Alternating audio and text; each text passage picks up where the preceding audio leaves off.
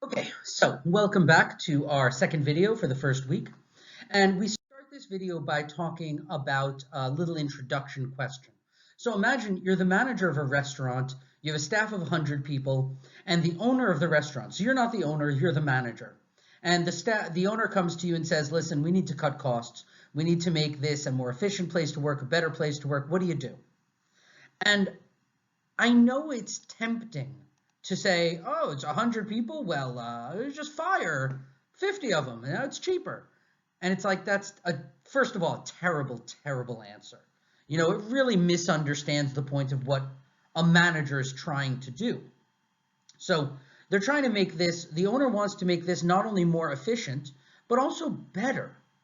If I go into work and my manager says, listen, we're trying to make this more efficient, so we're going to fire 3 people. My first thought is, okay, well, I know you're going to fire me at some point now because I don't trust you now. So I am going to immediately do only what I have to do to stay here, and I'm going to start looking for a new job, and I completely lose trust.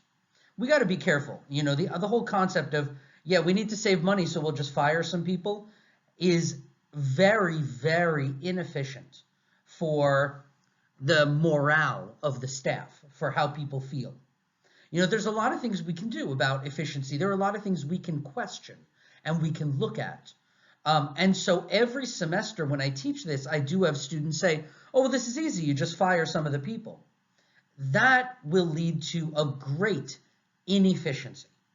Inefficiency really comes from people being afraid, they're not working to make this a better place. If they fire 30% of the people, so now there's only 66 people, and why would those people care about this restaurant being a good restaurant now? All they would care about is making sure their job is safe and I guess finding some place to go. There's a greater temptation to steal, to lie, to copy, to do all kinds of unethical things. So when we're talking about management, there's so many things we could do in that situation besides fire people. Or, well, we'll just buy cheaper food. Again, that's a terrible answer. Let's just lower the quality of our meat. It's like in a restaurant that's not going to make it more efficient. Over the long term, that's going to make it much less efficient because you'll have less customers. So what we're talking about here is things like engagement. If you said to the employees, listen, there's 100 of you guys here, we don't want to fire anybody, but we do want to increase efficiency. What are your suggestions? What are the places that are inefficient?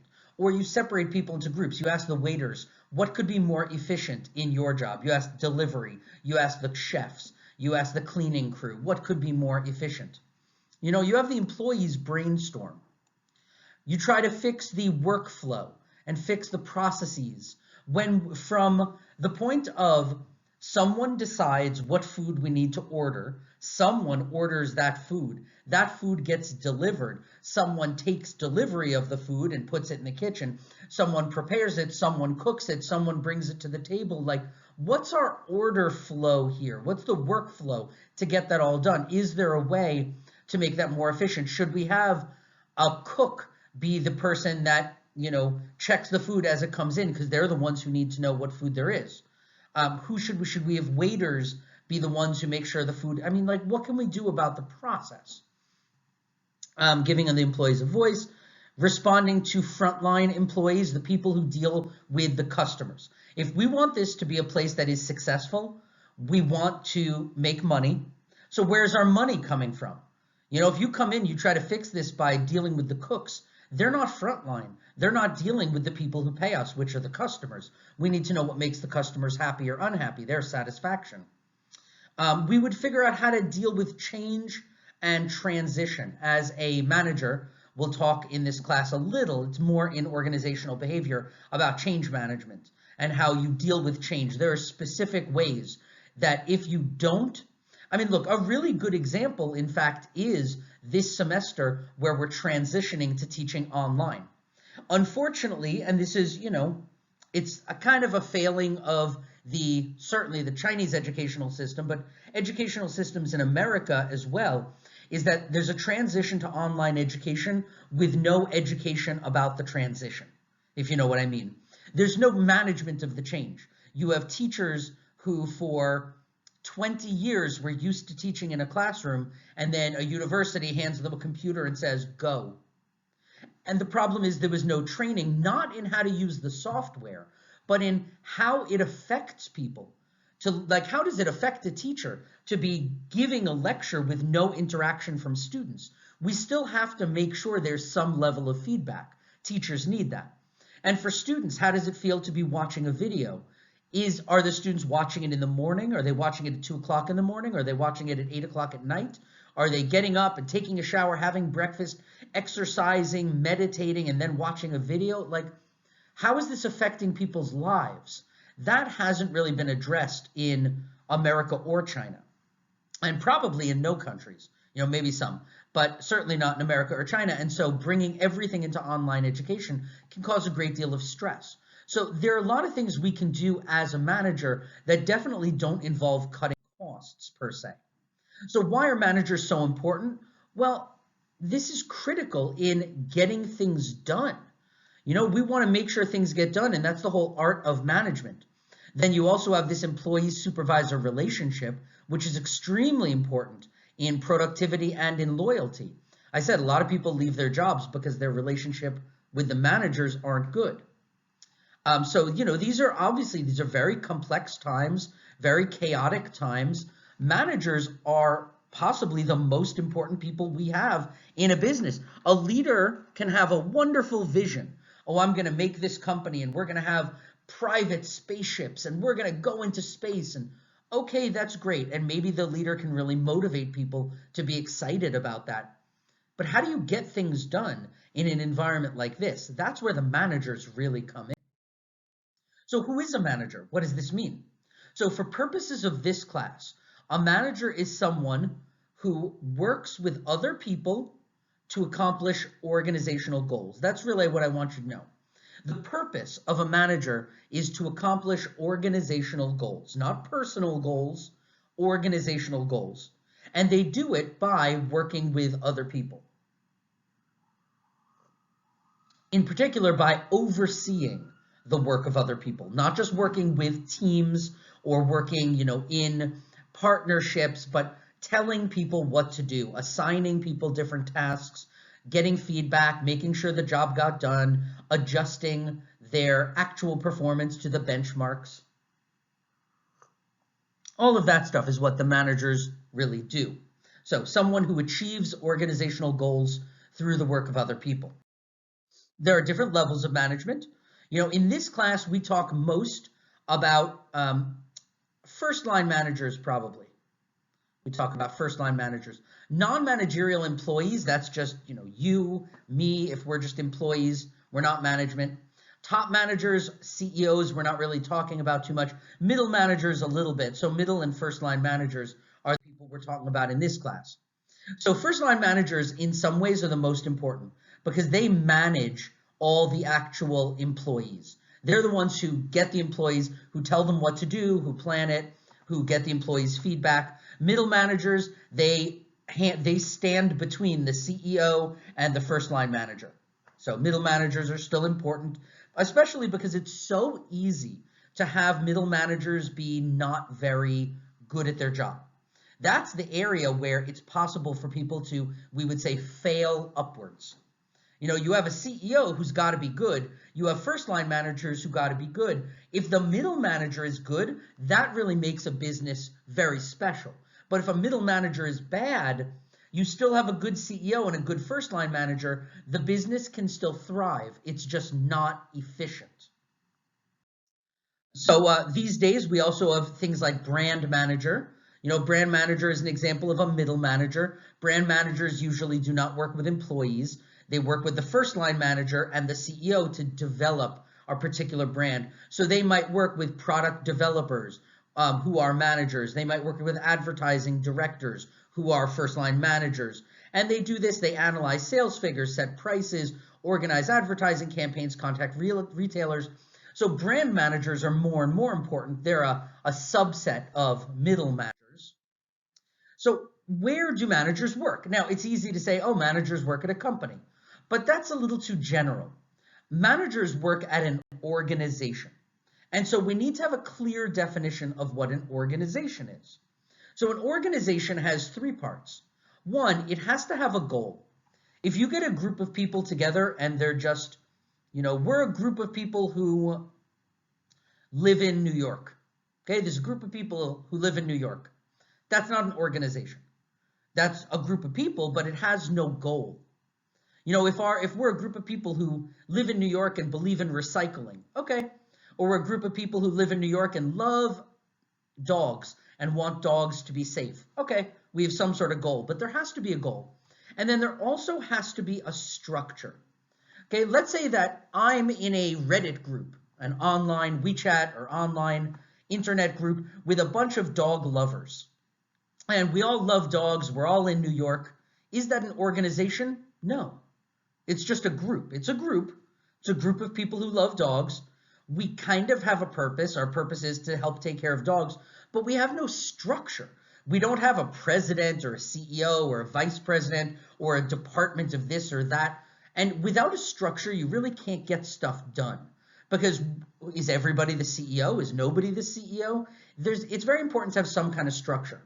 So an organization has these three parts. It is a deliberate, on-purpose arrangement of people for a specific purpose. Okay, so there are three things. One, it is deliberate. It's on purpose. Okay, it has a structure or an arrangement. Two, it is people. You can't have an organization that's not people. And three, it has a specific purpose. Now, we put these together and we get this kind of Venn diagram. And what we're really talking about, the best organizations are right here in the middle. The very few organizations that exist in the world, really. There's lots of groups of people that have a purpose. There's other groups that might have a structure. And then there's lots of people in the world, but they're not an organization. An organization is these three where they come together. A distinct purpose, a deliberate structure, and people. Deliberate meaning not accidental. So we already know what managers do. They coordinate the others. They coordinate work activities of others to achieve goals. And they act in two ways, both efficiently and effectively. We want both ultimately. And these are different ideas. And the perfect manager will be able to achieve both of these, but we often need to choose one or the other. And so we need to understand these two definitions. This kind of looks like a cat or a dog's nose. How could I make this into a cat? Now it kind of looks like a dog. What if it had ears? This is a really good use of our time. I feel like we're getting closer to something really important here. No, I think that's more like a cat. Maybe that's its tongue. Okay, that was important. I think you'll get to know through these videos a little about my sense of humor. I take things pretty seriously sometimes, but I'm also kind of silly. So, efficiency and effectiveness. What is the difference? They are different words. They have different meanings. So a simple way to say it would be efficiency is doing things right. And effectiveness is doing the right thing. Fine. But what I really want is really this bottom definition. So let's talk about effectiveness, attaining organizational goals. What does that mean? Well, let's say I have a Michelin star restaurant, a 3-star, I don't think there are 5-star, 3 Michelin star restaurant. And you come into my restaurant and you are a very rich person. You sit down, you order the steak, fine, you order steak. And I go into the kitchen and someone in the kitchen is cooking the steak and they're cooking it and they cook it a little too much. It's a little overcooked. They put too much pepper on. It's a little too peppery. Now, in a 3-star Michelin restaurant, I'm the owner, should I look at this steak and say, it's good enough? I mean, it's overcooked, it's too peppery, but I mean, come on, what are we going to waste steak? Come on, just serve it. Of course, I would never do that. If I start doing things like that, I go from 3 Michelin stars to 0 Michelin stars, and then I just become, a local steak restaurant, and people say, their steak is okay. Sometimes it's good, sometimes it's bad. That's not effective. Effectiveness is the goal. Think about anything that is luxury. Think about a Lamborghini, the car. Let's say that a Lamborghini comes and there's a scratch in the side, or scratch in the faceplate, or scratch in the gas, or whatever. There's some sort of, problem with the seat, the leather is stained. Do you think the Lamborghini store would say, well, I mean, this leather, it should be white, and actually it has some stains, but who cares? I mean, the car still works, right? Of course they would never do that, right? They would fix it because Lamborghini has a standard of luxury to maintain. Their organizational goal is that every car is perfect, or one mistake per million, or whatever their goal is. They want to achieve that goal. Now, does that mean that the 3 Michelin star restaurant might waste some steak? Yeah, it does. If you watch a cooking show, watch Hell's Kitchen, they'll cook an expensive steak. Well, it's not perfect, throw it away. Make another one. Oh, it's not perfect, throw it away. Make another one, because nothing goes out unless it's perfect. Now, on the other side, we have efficiency, which is not about getting the perfect product. It's about the most output for the least input. So let's say in my restaurant, I have 10 pounds of steak. Okay, 10 pounds of steak ready to go for tonight's dinner. And you're the cook, and the first steak, you cook it, it's a little too much pepper. So what? Serve it. I want the most output I can get. I have 10 pounds of steak. I want to sell 10 pounds. Maybe there's one piece that we just can't use. Fine, throw it away. The rest, you sell it. It's not perfect, so what? And it's possible to have a business. Certainly, the traditional Chinese business model of manufacturing has obviously been much more focused on efficiency. Everybody knows that if you buy the Chinese products, they might break, they might not be as good, but they're going to be cheap, right? China is the home of manufacturing. They're not the home of manufacturing luxury products only. Now, there are a lot of luxury products that are made in China. It's not that they can't. It's just China is known as a manufacturing base for getting the most output for the least inputs, right? So if you are making children's toys, and some of the toys are not perfectly made, you sell them anyway. They're not perfect. They might break. So what? Maybe somebody sends them back, but you don't want to waste that plastic. You don't want to waste that steak. You don't want to waste that car. You don't want to waste anything. That's efficiency. So we really need to understand these two ideas, efficiency versus effectiveness. So looking at these for a restaurant, we just gave this example. If you're like a 3 Michelin star restaurant, of course, you want effectiveness. You want every plate to be absolutely perfect. If you're a local store selling, basic food, selling sandwiches or fried rice or, noodles or whatever, if this bowl of noodles isn't perfect, do you throw it away and say, no, make another more perfect one? If you're making pizza or hamburgers, is it okay if one isn't perfect? Yeah, you serve it anyway. Why? I mean, you're not going to throw away the food. It's a waste of money. You don't want to waste. What about an export company? So let's say you're exporting goods from China to your home country. Do you care more about making sure that everything is really perfect and well done, or do you care more about not wasting? I don't know. I think it depends on the kind of company. If I'm exporting products to America from China, I probably care more about the price. I want it to be efficient. I don't want to waste my money. And if I'm importing, let's say I'm importing pens to America, well, I mean, I don't need every single pen to be a Mont Blanc $500 pen. These are like cheap pens. I want them as cheap as possible. However, if I'm importing luxury men's watches, well, then I want each watch to be as perfect as possible, maybe. What about corporate training? With corporate training, is it about, I don't want my trainers, let's say I run a corporate training business, I don't want my trainers to waste any time. I don't want them to waste a second.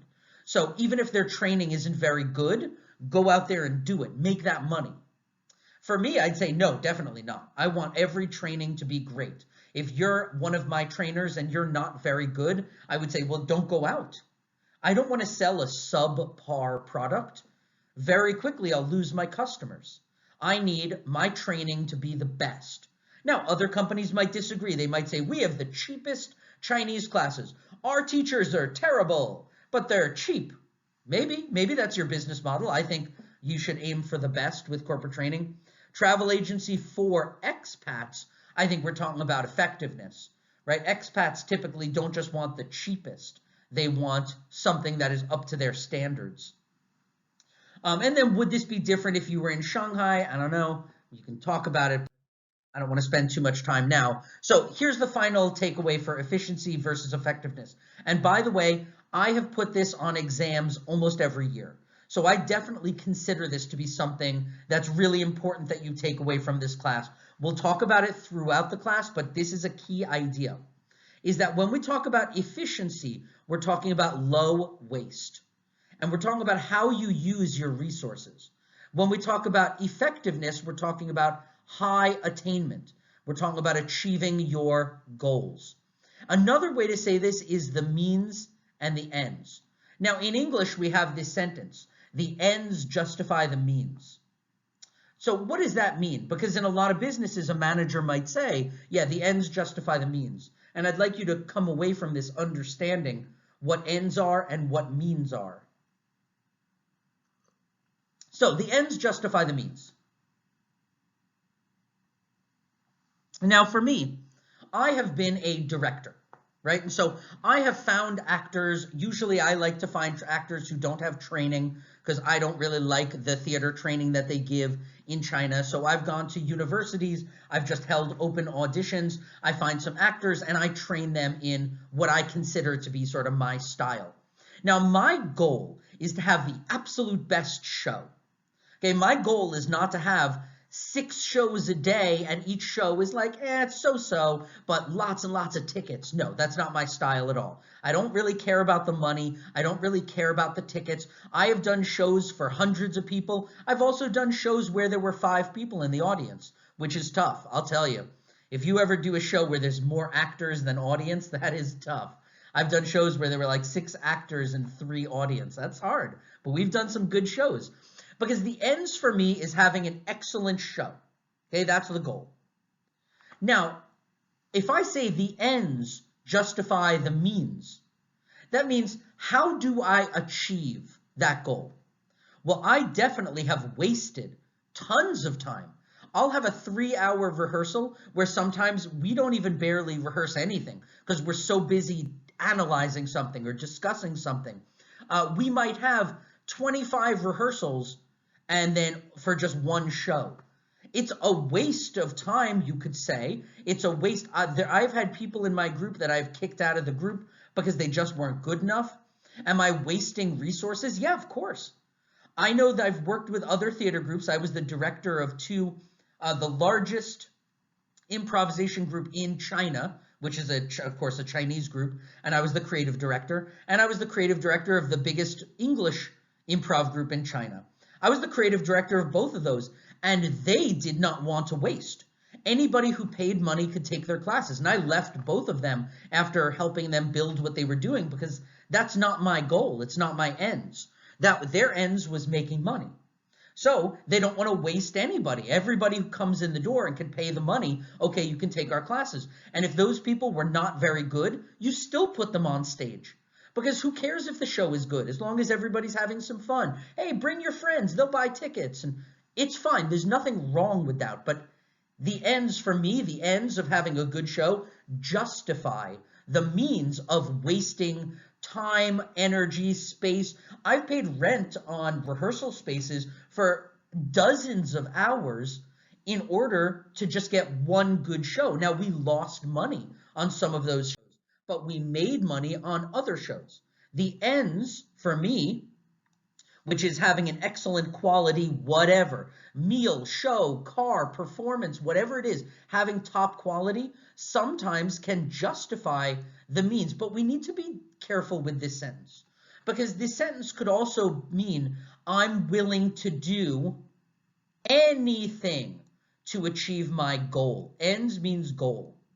And we need to be careful with the idea of I'll do anything to achieve my goal. You know, what if your goal is you want to get the top job in a company in China? You want to get a good job at Alibaba. And so you and I are both interviewing for this job.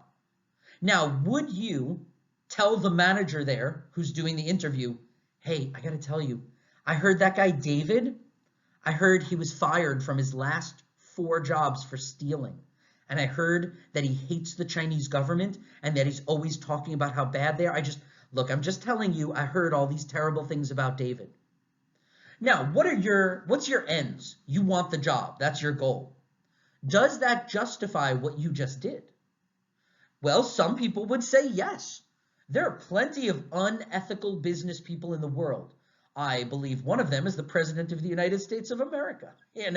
He's as unethical as you get. And for him, the ends justify the means, right? It's come out that Donald Trump in the 1980s used to tell newspapers secrets about other celebrities. He would say like, hey, last night I heard that this celebrity went out to the club and was doing drugs and went crazy and was in a bathroom and took all their clothes off, just did whatever. I'll tell you all this gossip and these rumors. And in return, when you write about me and you write Donald Trump was in this club, I want you to always write billionaire Donald Trump. Now, was he a billionaire? No, he wasn't. He didn't even have 100 million. But even like that's, nothing. But he wasn't a billionaire. But for him, the goal of being known as a billionaire justified trading other people's gossip and rumors. I mean, it's come out that he did all kinds of things like that throughout his career because he is somebody who believes the ends justify the means. And I really want you to understand that sentence because the ends is effectiveness and the means is efficiency.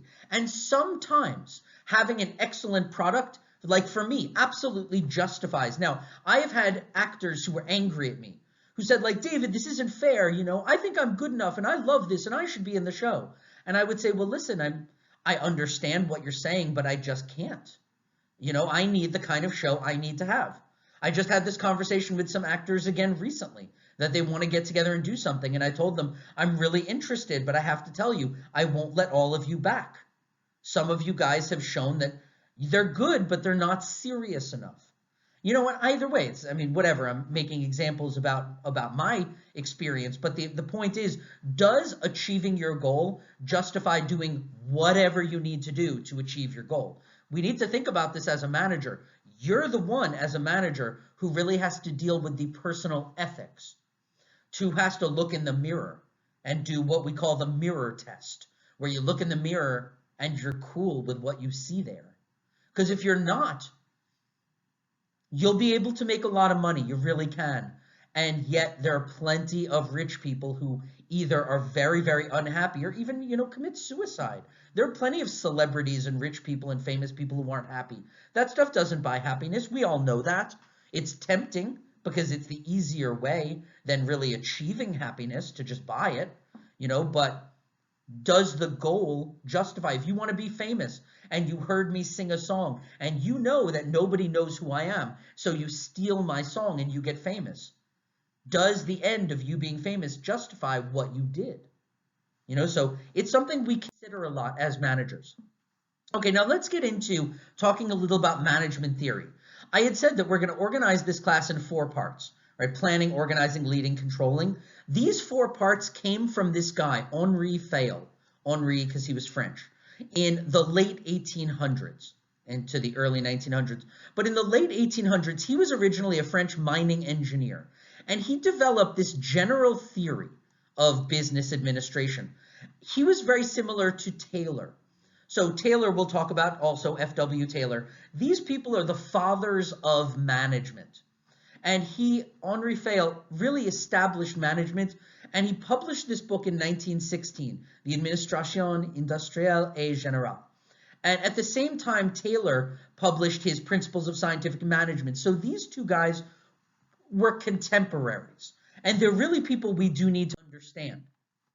Fayol said that managers have 4 functions. This is a key word here. 4 functions. That there are 4 things a manager should be able to accomplish.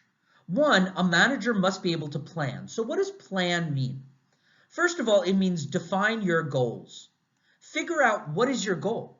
Is your goal to make as much money as possible, as quick as possible? Is your goal to have an excellent show? Is your goal to have a 3-star Michelin restaurant? One of my very good friends is the head chef and the partner at Ultraviolet, which is probably the most expensive restaurant in Shanghai. I think it's 6,000 RMB for 1 plate or for 1 meal. It's ranked in the top 50 or top 20 restaurants in the whole world. And he's also the head chef at Mr. and Mrs. Bund. Now, this guy is a guy who cares about effectiveness. Very close friend. Obviously, they're willing to throw away if the steak is made wrong. I mean, he has Michelin stars, and I know him well. I know that you don't get a Michelin star by serving anything that is below quality. He throws away expensive food all the time. What are you going to do? You can't serve garbage to these people. The people who come to these restaurants are celebrities and famous chefs who people fly from around the world. There are only 20 restaurants, or very few restaurants in the world that have 3 Michelin stars. He has 2, but that have that many Michelin stars. So you have to be able to define what your goals are. Then you need to be able to figure out strategies to achieve the goals, and then you need plans. And we'll talk about this more in a future class, but this goes from broad to narrow, right? What are your goals? And we'll talk later about things like your mission statement, your vision statement, the things that are the most broad. And then they gradually get more narrow from which way is this? Here. From your goals, your very broad goals, to your strategies to achieve those goals, to your plans to achieve those strategies, from broad to narrow. Then a manager also needs to be able to organize, and that is to structure the work. And again, it's about accomplishing the goals, right? But how do you arrange the work? If you know what you want to achieve, how do you figure out who should do what and what their deadlines are and how they report to you and what the delegation is? What's the chain of command? Leading is really working with and through people, but we'll talk about it later. But the idea of leading is getting people to believe that what you want is what they want. That's really it. If you can get a person to believe that it's in their interest to do what you want them to do, well, then you're an excellent leader. And a lot of that does have to do with some traits that people have, such as charisma. But many studies have shown that charisma can be taught. Look, I'm an acting teacher. I have taught so many people who originally were shy and nervous and scared to speak publicly into somebody who can give a speech and attract people to their cause, right? That's very much what I do. Now, as a lawyer, I also do understand debate, and I understand the art of convincing someone with words and what we call leading someone with leading questions. So, if I said, what do you really value in life? That's an open question. I don't know what you're going to say. And as a lawyer, we try not to ask open questions. Sometimes we will, but only if there's a reason. The number one rule when you're litigating, when you go to court, never ask a question that you don't already know the answer to. Never. You would never do that as a lawyer. So I would never say, like, where were you on the night of January 15th? Unless I already know the answer, because then I'm going to lead you. I would rather say something like, you enjoy playing football, right? And because you enjoy playing football, that means you're probably in pretty good shape, right? And because you're in pretty good shape, I assume that means you exercise, right? So you probably go to the gym or exercise at home, but I would assume that you go to the gym. Is that correct? Like, I'm just leading you. I'm not asking you anything. This, like, right? Is that correct? Isn't that true? That's just leading you where I want you to go. And that is a part of it too, being able to lead people. With controlling, as I said, we're not talking about telling people what to do. We're talking about monitoring situations, comparing what we actually did to what our benchmark is. So my friend who's a chef at these excellent restaurants, he has a standard, and his standard is up here. Now, he will check the food as it comes out of the kitchen. And if the food is not up to the standard, he needs to take some kind of corrective action. It could be that his standard is too high. It could be that the chef isn't good enough. It could be that the food wasn't high quality enough. It could be they didn't have enough time. It could be that the customer requested something that was too difficult to accomplish. I mean, it could have been a lot of things, but then they need to take correct action. So planning, organizing, leading, and controlling eventually leads to achieving the organization's stated purpose, the goal of the organization. And you can read this on the PowerPoint. I don't want to spend too much time. Like for next week, I will give you the PowerPoints and the discussion questions. You'll have the textbook to read in advance. This week is a little more reading because I'm asking you, since we didn't have this up earlier on Blackboard, I'm asking you to read the stuff we do this week and to read ahead for next week. But generally, you'll have a week before to prepare for our classes. Mintzberg is the second scientist I want to talk about. That's not straight. Mintzberg is the second scientist I want to talk about. Now, Fayol said that there are 4 functions. And Mintzberg is interesting because he was an academic, he was an author, but he was not really like Fayol, somebody who was a professional, who was a manager. He wasn't a manager, he was more of an academic, but he wrote a book called Managers Not MBAs, because what he believed is that a lot of the people who study, because he was an academic, he was a teacher, and what he believed is a lot of the people who study management, the people who study management education, and he said prestigious schools like Harvard or Wharton, he said the people who come out of these schools are terrible managers. They're just obsessed with numbers, and they're really bad managers because they don't really understand what's important. You know, what they've learned in school is all these facts and figures and numbers, and that's not what really works. He said, in addition to managers having 4 functions, managers also have 3 roles. I know there's 10, but they're in 3 categories, 3 roles. So what do I mean a role? Well, a role, just like I think of in theater, right? You have 3 characters.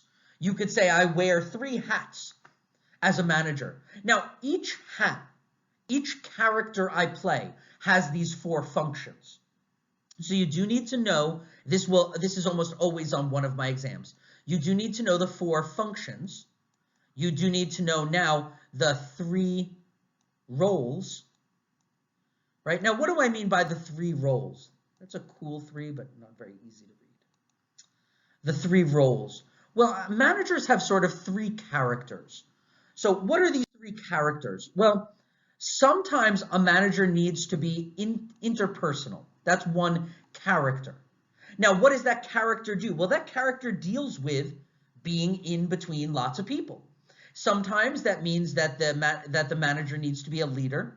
Sometimes that means the manager needs to be a liaison and really stand between the CEOs and the company and the greater world. They need to be the face of the company.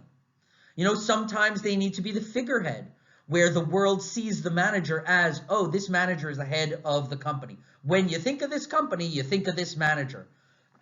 Sometimes the manager needs to liaise between different industries, needs to figure out, okay, so here's our supply chain, these are our suppliers, these are our stakeholders, these are our shareholders, these are our employees, what does everybody want? I mean, all of that is stuff a manager might need to do.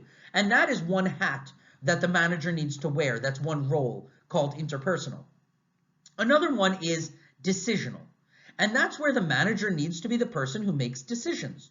It could be that the manager handles disturbances when the workers are fighting or having a quarrel or having a disagreement. The manager needs to handle it. It could be that the manager allocates resources. The manager gets to decide, okay, we have a limited number of rooms. Who gets to use this room? Who gets to use that room? Oh, we have a limited number of computers. We have a limited number of company cars. We have a limited number of, positions as the head of employees. We need to know who's going to get that position. We have a limited amount of time, money, space, materials, whatever resource it is. The manager also needs to negotiate, right? So sometimes the manager then is informational, because the manager is the person who gets all this information. They monitor what's going on in the industry.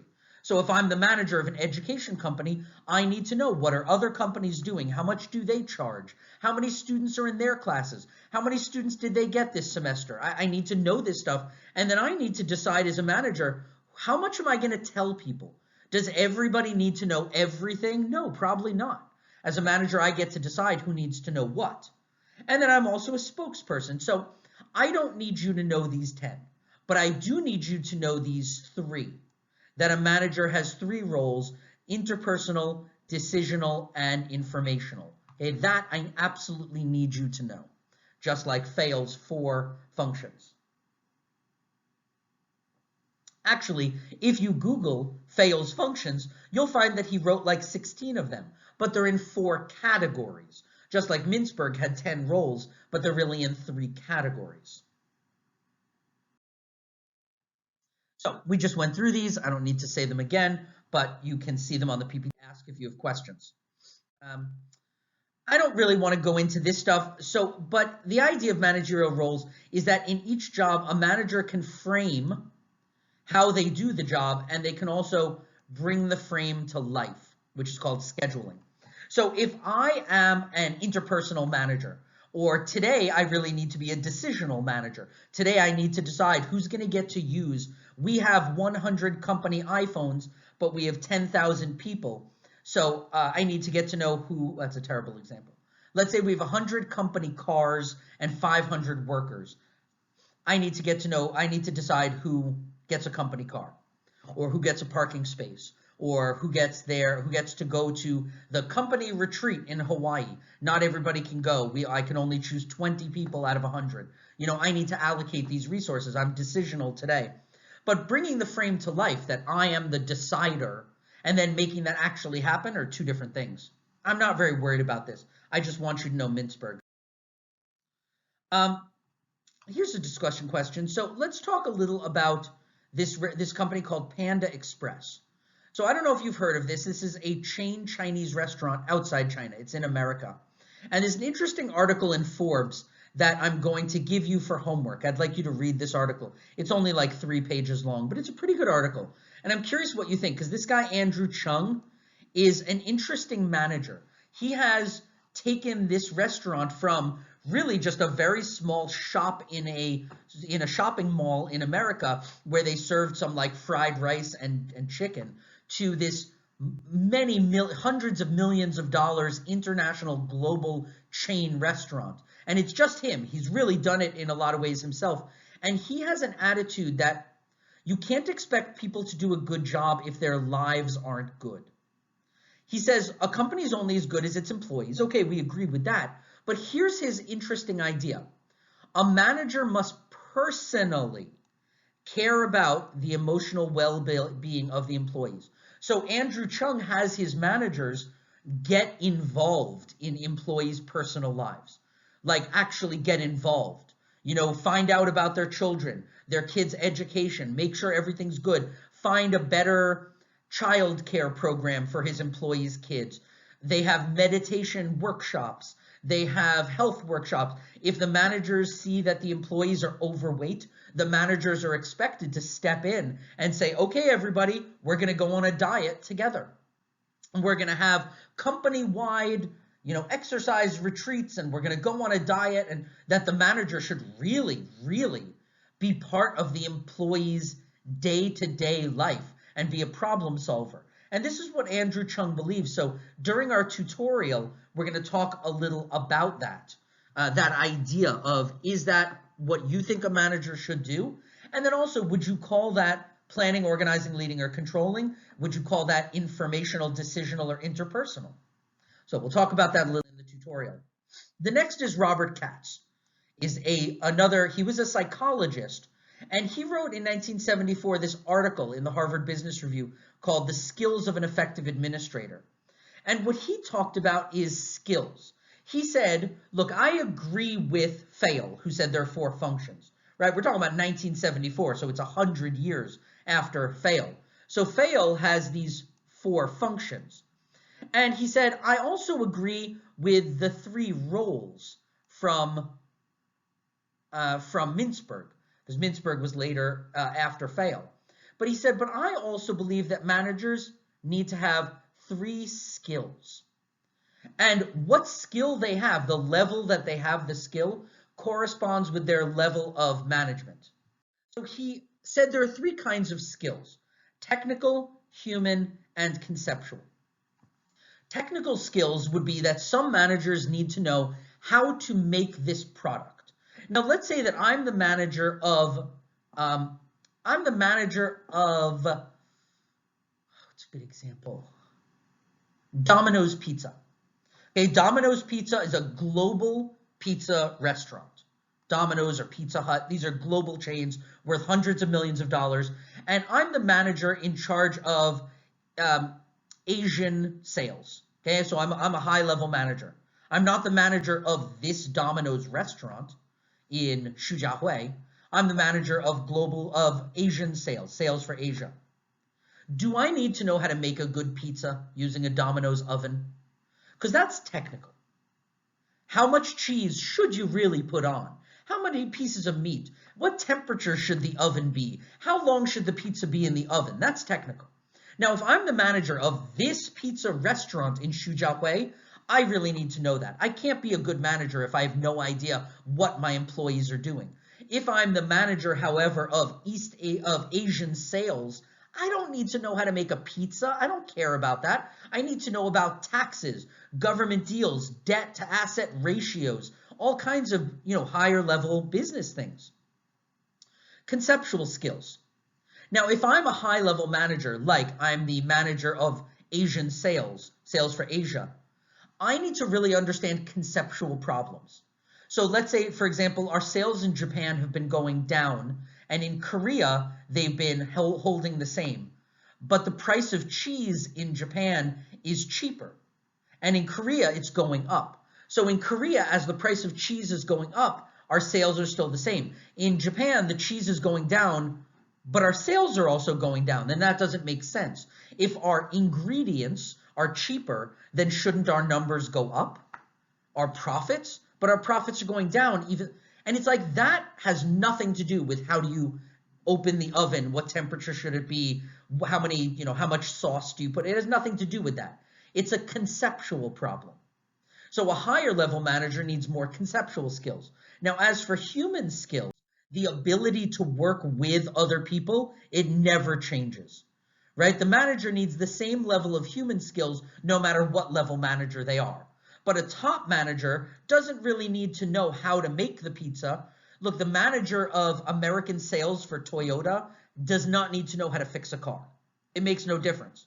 For a top manager, they need to understand conceptually, how do we at Toyota compete with Ford, with Chevy, with Chrysler, with Dodge, with Mercedes-Benz. We need to know, how do we compete with them? How do we look at price points? How do we compare the market? How do we analyze customer taste? But I don't need to know how to fix tires. Now, if I'm a low-level manager, I'm a manager of a local branch that sells Toyotas. The Manhattan, Brooklyn district sales office or something. I need to know if a car comes in, what's wrong with it. Pretty much. I don't need to be able to fix the engine myself or anything, but I need to know something about cars. Or else how am I supposed to sell cars? If the car's making a funny noise, I gotta know something about cars. Do I need to understand debt to asset ratios, global international policies, how taxation and cross-border, how the EU laws affect transportation of? No, of course I don't need to know that stuff. I'm just a local person selling Toyotas. So your level of management affects what skills you need to know. So these three things that I need you to know are Fail, Mintzberg, and Katz. Okay, those three. And that's really that, and what is efficiency versus effectiveness are the keys of this lecture, right? So we talked about what is a manager. Manager is someone who achieves the organizational goals by working through other people. Where does a manager work? A manager works in an organization. What is an organization?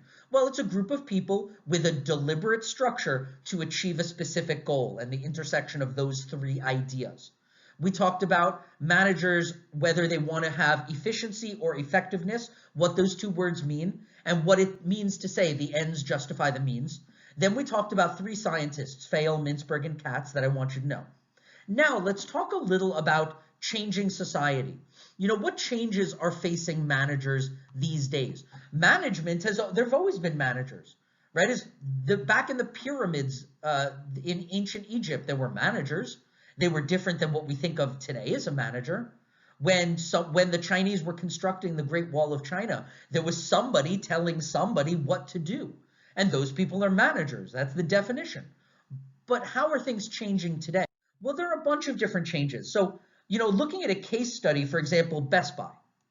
So at Best Buy, more than 60% of 4,000 employees are now judged based only on results. And what that means is if you're one of the employees at Best Buy, Your job, your salary, your bonuses, your commissions, your all of these benefits really are based on your results. Best Buy says we don't care how much time it takes. You do not have to sit here for 8 hours a day.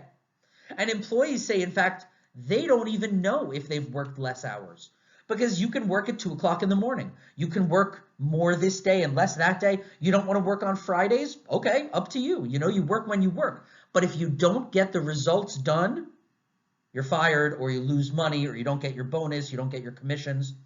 Now, these employees, do they like it? They report better relationships with their family, better relationships with their friends, more company loyalty, more focus, more energy, and productivity has increased 35%. Do you have any idea how much that is? Companies will pay millions of dollars to have productivity go up by 1% or 2%. 35% is almost unheard of. It's just impossible. That's the kind of numbers that F.W. Taylor was getting, and we'll learn about that next class, when he came into the Ford car company in the 1800s and introduced the whole idea of using a factory production line. You know, rather than having 1 or 2 people make a car, instead having it be a factory line and having 100 or 200 employees just make parts and put them together. They were getting, 35% productivity increases. This is unheard of. When Best Buy did this, this was really an interesting thing to do because most companies in the world thought Best Buy was crazy.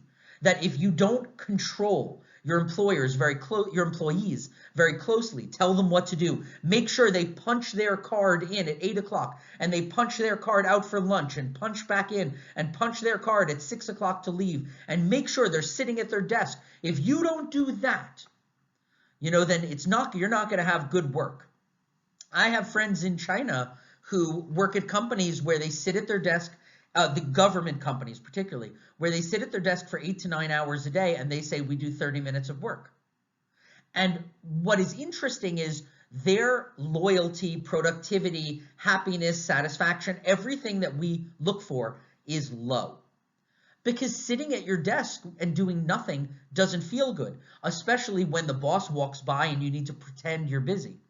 I spent 1 year working at a Chinese television station, a big government station, working in their creative direction department and as a content creator.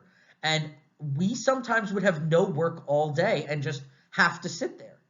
And I was told by other people, here's what you should do. Come in at like 8 o'clock, punch your card, and then just leave. Nobody cares. Go to the gym, go home, go for a walk. Come back at 11:30, see if anything's going on, check your email, then go to lunch. Take a 3-hour lunch. And then come back, check your email again, and punch out at 6 o'clock. It's like, it was ridiculous, and it wasn't an enjoyable experience, even though that could sound like, wow, that's amazing. It wasn't at all, because there's no feeling of satisfaction. So some changes that are facing managers. For one is these days, and this is huge in China right now, is understanding the importance of customer satisfaction, the importance of customer relationships. If you've spent any time in China, you know that it's very common as a customer to go into a store or a restaurant or something and say like, hey, can I ask a question? And the employees are like, I don't know. Or they'll like turn away from you. And it's not because they're mean or they're bad people or anything like that. It's just because customer satisfaction is not particularly something that has been considered very important in small businesses in China. And so there's always been, you go to a restaurant, and I've had some crazy experiences in all my years in China where I would ask for something or try to complain about something or go to a store and say I bought this and it doesn't work. And I've had employees say things like, what do you want me to do? I'm like, I bought this product from you, it doesn't work. And they're like, oh, so what do you want me to do? And I'm like, now I'm angry. Now I was fine before, but once you said that to me, now I'm angry. Now I would tell everybody, don't go to this store, restaurant, or whatever. Customer relationships are critical. Another really important thing, so let's continue on this for a moment. 77% of the US labor force is in the service industry, right? As a country gets more and more developed, it tends to be that it goes towards service industry. Australia 71%, UK 75%, Japan 72%. Right? But as we get into like India 63%, Russia 58%, China traditionally is an agrarian economy. Now it has a huge manufacturing base. but still they're making products. And when you're making products, it's less important to be customer responsive. And it's more important to be responsive to your distributors, your suppliers, your other company business to business relationships. The idea of being friendly or being courteous or knowledgeable. I've definitely gotten on buses in China and said, "Excuse me, does this bus go to this place?" And the bus driver said, like, "I don't know." And I'm like, "What do you mean?" I mean, you're the one driving the bus, right? So you would know. And they're like, "I don't know." And I'm like, "But do you mean you don't know? Or do you mean you won't tell me? Or are you just being rude?" It's like, I've gotten off the bus because I'm like, it actually really concerns me that you don't know. And I believe they do know. They're just not being necessarily very courteous, because it doesn't matter if I'm happy or not. It doesn't matter if 10,000 customers write into the company and say, "This bus driver was not nice to me." That bus driver is not going to lose their job. Where in a country that's highly oriented towards the service industry, those customer complaints would be very important. I'll give one more example of this.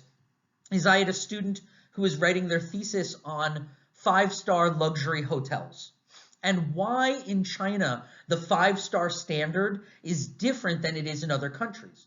And one of the big reasons is to get 5 stars in China as a hotel, what you need is totally measurable and physical. You need to have a swimming pool that is open 24 hours a day, and it has to be this size to this size. You need to have at least 2 foreign restaurants and 1 Chinese restaurant and 1 Asian restaurant, and they must be open at least 6 days a week. You must have at least 45 rooms, and 20 of those must be at least 20 feet by 40 feet. You must have, it's all this, you must have this, you must have that. But there's nothing that says your customers need to be happy. Where if you look at the 5-star standard in a hotel in France, for example, because this happens a lot in China, is what my thesis student was finding out, is that Chinese hotels that have a lot of money, they'll hire a concierge or a maitre d' or some high-level person from Italy, from France, from England to come over and train the staff and turn this restaurant or this hotel into a 5-star experience. And almost always the person who's brought in, they end up quitting after 3 months or 4 months because they just can't do it, because the staff just won't listen to them. They'll tell the staff, when you go into the rooms to change the bed sheets or clean the bathrooms, you need to be very kind, you need to be polite, you need to be effective. And then you'll still have the staff will come in, they'll use, a dirty towel to clean a glass or something, and the customers will see that and say, "That's disgusting." And it's like, it's because it doesn't really matter. If they get no bonus for being more careful, the workers in China. If they do a really great job, there's no such thing as you get a holiday bonus or you get employee of the month and you get a free company car or you get a vacation. Or that's all very new in China. It's not that it doesn't exist, it's just new. And so this idea of being customer responsive is very new. Technology, obviously, is a huge change these days for managers. The idea of using social media. The idea, and China really is, they're very high tech, but they're still learning that having a big social media presence. Look, China gets it for things like Weixin or Weibo or QQ, but for Facebook, for Instagram, for Reddit, for all of these other methods of social media, it's really important that managers understand how valuable something like that is. If you get a bad Yelp review, that could be the end of you, and a manager needs to get that. Innovation is absolutely huge this way. Doing things differently, taking risks. A good example, what we saw with Best Buy, they did another really interesting thing called the team close. And the team close was very innovative. So typically at a place like Best Buy, a retail store, they sell electronics. Typically, if my shift ends at 5 o'clock, I punch my card and I leave. And let's say your shift ends at 5:30. Well, at 5:30, you punch your card, you leave. And we all might leave at a similar time, but I punch my card, I go home. You punch your card, you go home. Best Buy decided to try something new called the team close.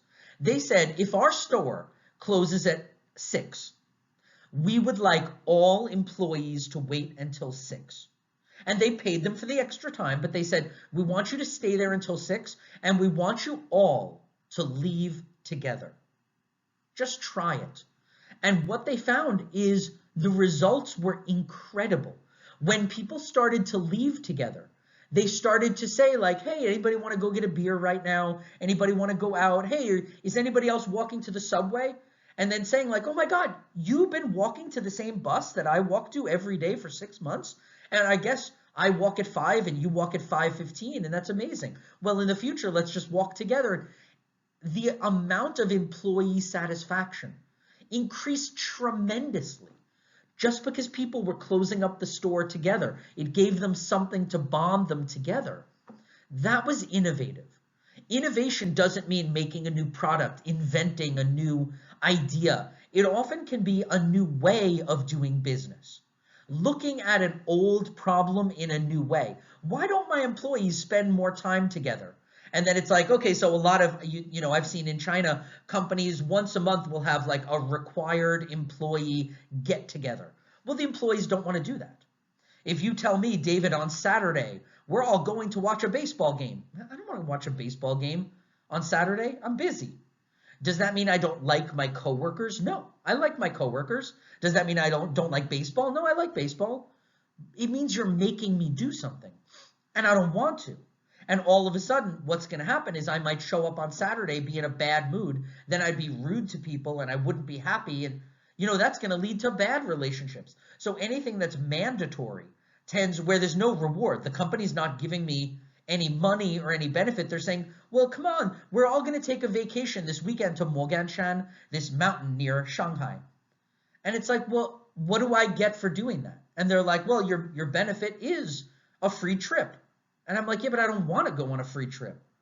You'd have to pay me to do that. I'm your employee. Anything you want me to do, you should pay me for. They got to be innovative in the way they accomplish things. That's very, very important for managers these days. Sustainability. The idea of being environmentally friendly. And that just doesn't mean not only environmental, but also being socially sustainable. Increasing your long-term shareholder value by figuring out what are the issues that are important these days. It could be the Me Too movement. It could be the issue of gender equality. It could be the issue of green policies and environment. It could be the issue of social justice.